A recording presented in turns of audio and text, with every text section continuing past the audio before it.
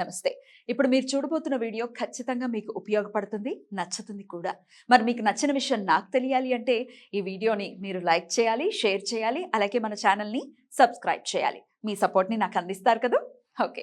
ఇప్పుడు వీడియోని స్టార్ట్ చేద్దాం. నమస్తే. Welcome to our channel. నేను కుప్ప పద్మిని. ప్రస్తుతంతో పాటు ప్రముఖ ఆధ్యాత్మికవేత్త, వాస్తు జ్యోతిష పండితులు, లలిత ఉపాసకులు, వాస్తు జ్యోతిష శిక్షణ నిపుణులు బ్రహ్మశ్రీ నానాజీ పట్నాయక్ గారు మనతో పాటు ఉన్నారు. మాట్లాడదాం. సార్ నమస్తే సార్. శ్రీమాత్రే నమః. సింహరాశి వారికి ఫెబ్ 14th నుంచి జూన్ 2 వరకు ఎలా ఉండబోతోంది సార్? ఇక్కడ ఫస్ట్ ఆఫ్ ఆల్ ఏంటంటే సింహం వారికి కనుక చూసుకుంటే ఈ రాశినాథుడే 7th హౌస్ లో కూర్చొని 7th లార్డ్ని కంబస్ట్ చేసుకున్నాడు అండ్ దాని తర్వాత అష్టమంలోకి వెళ్తున్నాడు. అంటే ఏమిటంటే కొంచెం ఈ సామాజిక విషయాల్ని కొంచెం పార్ట్నర్స్ని కంట్రోల్ చేసే దీంట్లోకి వీళ్ళు వెళ్తారని అర్థం. ఒకటి. రెండవది ఏంటంటే 7th హౌస్లో కంబస్ట్ అయిపోయింది ప్లానెట్. అంటే ఈ సమయంలో అంటే ఫిబ్రవరి 14th నుంచి మార్చ్ 14th వరకు వివాహ సంబంధించిన నిర్ణయాలు, పార్ట్నర్షిప్స్ రిలేటెడ్ సంబంధించిన నిర్ణయాలు, కొత్త బిజినెస్ ఐడియాస్ రిలేటెడ్ సంబంధించిన విషయాలు వీళ్ళు చేయకపోవడమే 100% కరెక్ట్ సింహం వారికి. ఇట్స్ క్లియర్, ఇంకా అందులో డౌట్ లేదు.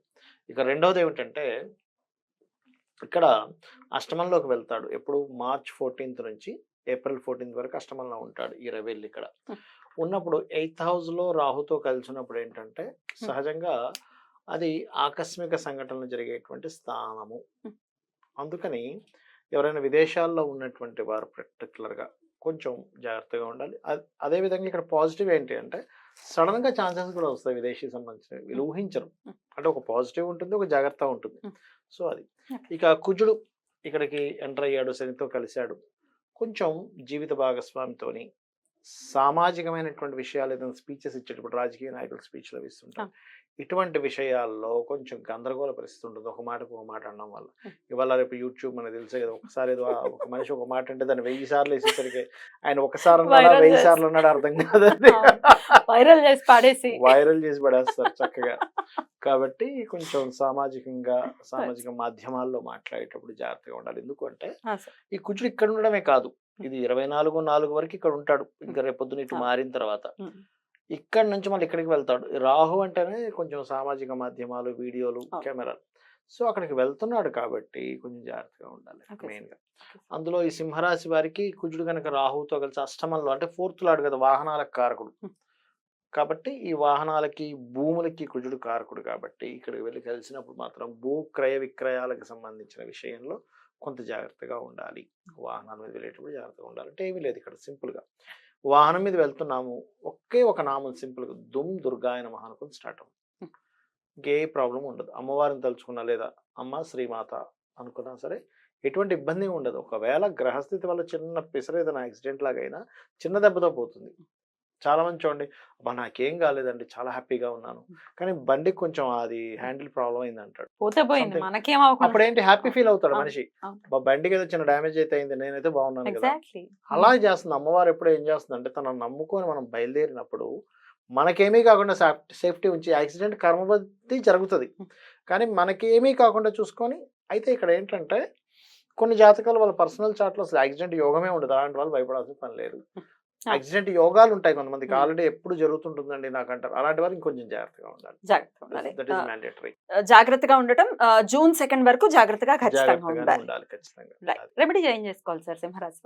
ఒకటే దుర్గా నామాన్ని స్మరించడము, చండి అమ్మవారి నామం, అండ్ కుజ, శని, రాహు, రవి, కేతు గ్రహాల దగ్గర దీపారాధన చేయడము. దీంతో పాటు వీళ్ళకి ఏంటంటే కొంచెం 2లో కేతు ఉంటున్నాడు ఇక్కడ. సో 2లో కేతు కాబట్టి ఎవరికైనా మనీ ఇచ్చే విషయంలో, మనీ ట్రాన్సాక్షన్స్ విషయంలో కొంచెం ఓం మహాగణాధిపతయే నమః అనుకుంటే సరిపోతుంది. సార్ ఈ రాశి వారికి ఎలా ఉండబోతోందో మీరైతే ప్రిడిక్షన్స్ అందించున్నారు. కానీ దేశవ్యాప్తంగా ఈ గోచార ఫలితాల వల్ల, అంటే ఈ సంచారం వల్ల ఈ గ్రహాలకి ఎలాంటి ఫలితాలు ఉండబోతున్నాయి దేశవ్యాప్తంగా కూడా ఒక్కసారి చెప్పండి. అసలు అలాగే గ్రహ సంచారం గురించి కూడా ఒక్కసారి చెప్పండి. షూర్.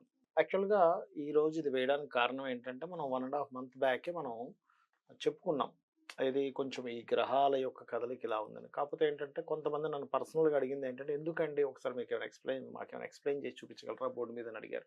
అందుకని చెప్తున్నాను. ఫస్ట్ ఆఫ్ ఆల్ ఏంటంటే అమ్మ గుర్తుపెట్టుకోండి, ఎప్పుడు కూడా రవి కుజులు ఉన్నారు కదా, రవి కుజ అంటే ఏంటంటే, రవి అంటే ఒక ఎనర్జీ ఇచ్చేటువంటి ప్లానెట్, కుజుడు కూడా ఎనర్జీ ప్లానెట్. ఈ ఎనర్జీ ఒక్కొక్కసారి పాపగ్రహాలతో కలిసినప్పుడు ఏమవుతుందంటే మిస్యూజ్ అవుతుంది. ఒక కత్తి మనం చక్కగా కూరగాయలు కోసుకొచ్చి ఆపరేషన్ చేయొచ్చు. కానీ ఇంకో రకంగా కూడా వాడతారు అవును. అదే కత్తిని. అలా ఏంటంటే ఎనీ ప్లానెట్ అది బాగున్నప్పుడు ఇచ్చే రిజల్ట్, అది పాపగ్రహాలతో కలిసి ఉన్నప్పుడు ఉన్న రిజల్ట్ వేరుగా ఉంటాయి. మనకి ముండేన్ ఆస్ట్రాలజీ అంటారు, మైథుని జ్యోతిష్యం అని. అంటే దేశవ్యాప్తంగా దేశాల్లో ఎటువంటివి జరుగుతాయి ఏమిటనేటువంటిది ఇది ఇక్కడే కాకుండా మనకి రామాయణ మహాభారతాల్లో కూడా ఉంది. అందుకని నేనేం చెప్తున్నానంటే స్పెసిఫిక్గా ఈ రవి కుజుడు వీటి మీద నుంచి ప్రయాణం జరుగుతది. ఈ 3 నెలలు. హ్మ్. ఎలాగా కుంభం నుంచి హ్మ్. మీనము మళ్ళీ మేషంలోకి వెళ్తారు. హ్మ్. ఇలాంటి సందర్భంలో అయితే లక్కీగా ఏంటంటే కాలసర్ప యోగంలో గురువు బయట ఉన్నాడు. ఇది ఒక లక్. గురువు అవునా? గనక లోపల ఉండి ఇంకా దారుణంగా ఉంటుంది ఇది పరిస్థితి. మొత్తానికే కాలసర్పం అయ్యేది. అయ్యేది. ఆ! గురువు ఒక బయట ఉన్నాడు కాబట్టి కొంతవరకు జీవులు కొంత సేఫ్ లో ఉంటారు. కానీ హ్మ్. జాగ్రత్త ఉండాలి ఏ విషయాల్లో. రవి గవర్నమెంట్ కారకుడు, అధికారులకు కారకుడు, సీఎంలకి పిఎంలకి వీళ్ళ కారకుడు. హ్మ్. కాబట్టి గవర్నమెంట్ రిలేటెడ్ సంబంధించిన విషయంలో రాజుల మధ్యన గొడవలు పెరగడం. ఆ! ఎందుకంటే మనకు నెక్స్ట్ రాబోయే ఉగాదికి కూడా ఏంటంటే రాజు కుజుడు అవుతున్నాడు. హ్మ్. కుజుడు రాజు అవుతే ఎలా ఉంటుంది అంటే, కుజుడు అంటే ఏంటి? యుద్ధం, అధికారాన్ని చూపించుకోవాలి, నా లీడర్షిప్ నేనేంటో నిరూపించుకుంటాను, ధైర్యంగా నేను యుద్ధానికి నేను రెడీ అన్నట్టుగా ఉంటుంది. హ్మ్. అందుకని ఏమిటి, ఎప్పుడైతే ఈ కుజుడు ఎగ్జాల్టెడ్ పొజిషన్లో ఉన్నంతసేపు ఓకే, ఎగ్జాల్టెడ్ పొజిషన్ నుంచి ఇక్కడికి మారతాడు 24వ తేదీ 4వ నెల నుంచి. అప్పటి నుంచి ఇంకా తీవ్రంగా ఉంటుంది. అదేవిధంగా ఇప్పుడు ఆల్రెడీ ఫిబ్రవరి 14 నుంచి రవి ఆల్రెడీ శనితో కలిసిపోయాడు ఇక్కడ. హ్మ్. హ్మ్. అందుకని ఏంటి, పర్టికులర్గా ఇక్కడ జరిగేటువంటి విషయాల్లో కొంచెం లీడర్స్ మధ్యన గొడవలు, పోలీస్ డిపార్ట్మెంట్ సంబంధించిన విషయంలో కొంతవరకు స్ట్రెస్ పెరగడం కానీ, డిఫెన్స్ మిలిటరీ వాళ్ళకి ఇబ్బంది రావడం కానీ, మత కల్లోలాలు జరగడం కానీ, ఇటువంటివి ఎక్కువగా మనకి ఎప్పటి వరకు ఉంటాయి, 2వ తేదీ 6వ నెల వరకు ఉంటాయి. ఇది ఆల్రెడీ ఫిబ్రవరిలో స్టార్ట్ అయిపోయింది. ఫిబ్రవరి 1 నుంచే స్టార్ట్ అయింది. Right.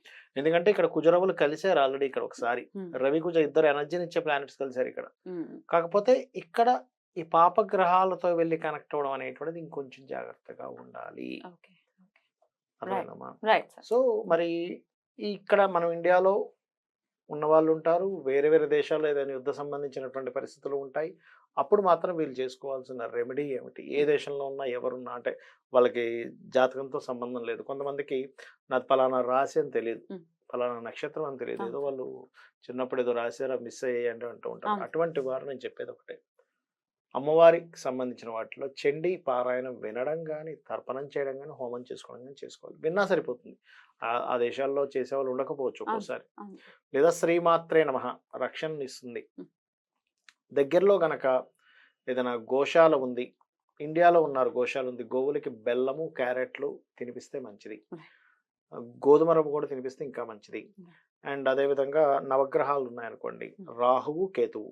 రాహు, కేతు, కుజ, రవి ఈ 4 గ్రహాల దగ్గర దీపారాధన గనక చేసినట్లయితే హ్మ్.